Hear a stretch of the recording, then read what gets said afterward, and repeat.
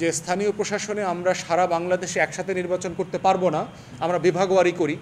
এক সপ্তাহে রাজশাহী বিভাগে নির্বাচন হোক, আর এক সপ্তাহে চট্টগ্রাম বিভাগে হোক, আর এক সপ্তাহে খুলনা বিভাগে হোক, তাহলে টোটাল আইনশৃঙ্খলা বাহিনী একটা বিভাগে মজুত করা সম্ভব, তাদের সেবাটা সেখানে নেওয়া সম্ভব।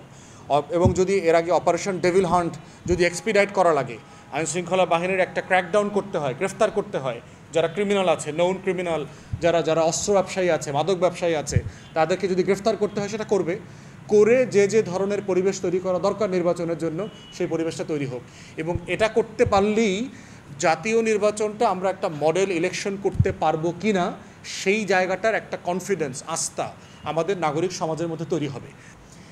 স্থানীয় নির্বাচন আগে করবার ব্যাপারে পক্ষে এবং বিপক্ষে দুই দিকেই খুব শক্তিশালী যুক্তি আছে।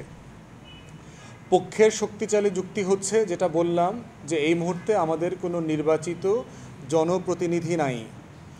দ্বিতীয়ত যুক্তি হচ্ছে যে নির্বাচিত জনপ্রতিনিধি না থাকলে নাগরিক সেবা সুনিশ্চিত করা যায় না।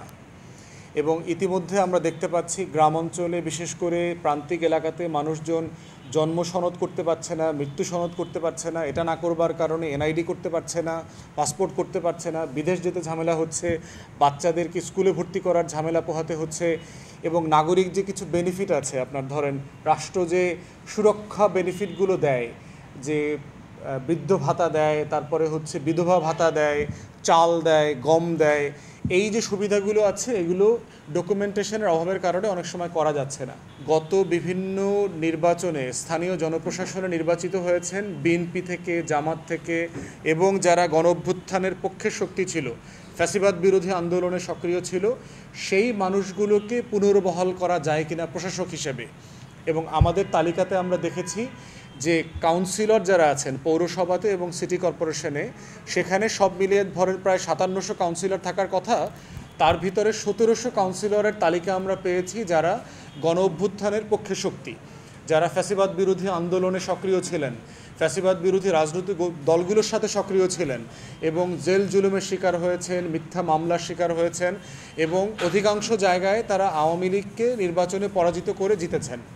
তো সেই সকল কাউন্সিলরদেরকে আপাতত প্রশাসক হিসাবে যার যার জায়গায় পুনর্বহাল করা যায় কি না সেটার জন্য আমরা বারবার দাবি করেছি। বাকি যে জায়গাগুলো আছে সেখানে আমরা দাবি করেছিলাম যে নাগরিক কমিটি করে দেওয়া যায় কি না, যে প্রত্যেক জায়গাতে ফ্যাসিবাদ বিরোধী আন্দোলনে যারা সক্রিয় ছিলেন, অত্যন্ত সম্মানিত মানুষ ওই এলাকার, ওই মহল্লার, তাদেরকে একটা কমিটি করে দিয়ে এখানে দায়িত্ব দিয়ে দেওয়া। কিন্তু কোনোটাই আসলে হয় নাই।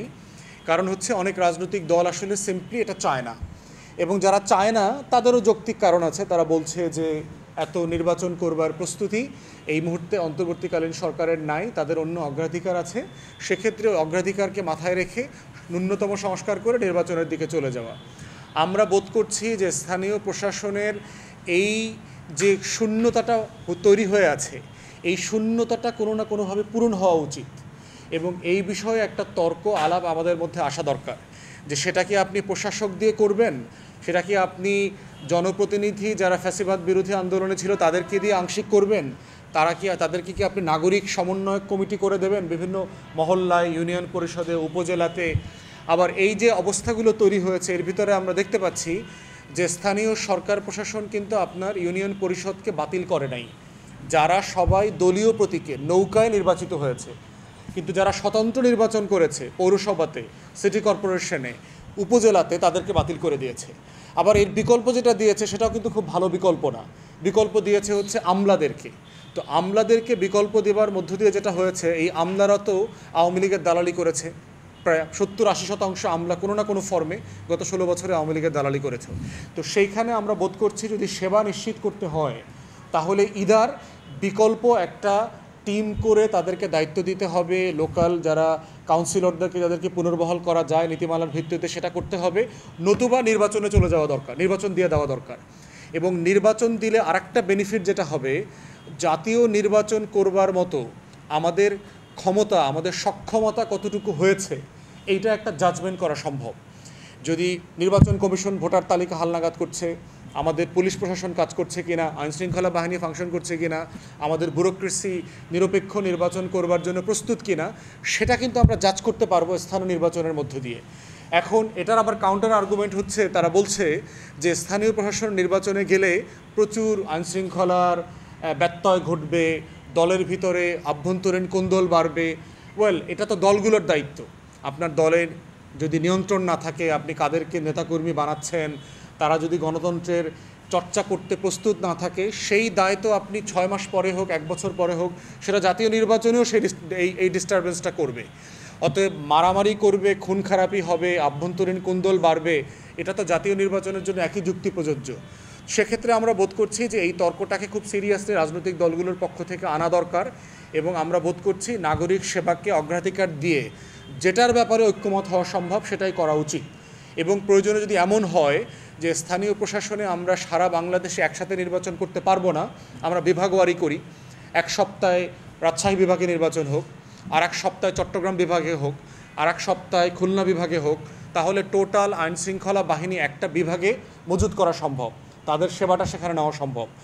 এবং যদি এর আগে অপারেশন ডেভিল হান্ট যদি এক্সপিডাইট করা লাগে, আইনশৃঙ্খলা বাহিনীর একটা ক্র্যাকডাউন করতে হয়, গ্রেফতার করতে হয় যারা ক্রিমিনাল আছে, নৌন ক্রিমিনাল, যারা অস্ত্র ব্যবসায়ী আছে, মাদক ব্যবসায়ী আছে, তাদেরকে যদি গ্রেফতার করতে হয় সেটা করবে, করে যে ধরনের পরিবেশ তৈরি করা দরকার নির্বাচনের জন্য সেই পরিবেশটা তৈরি হোক।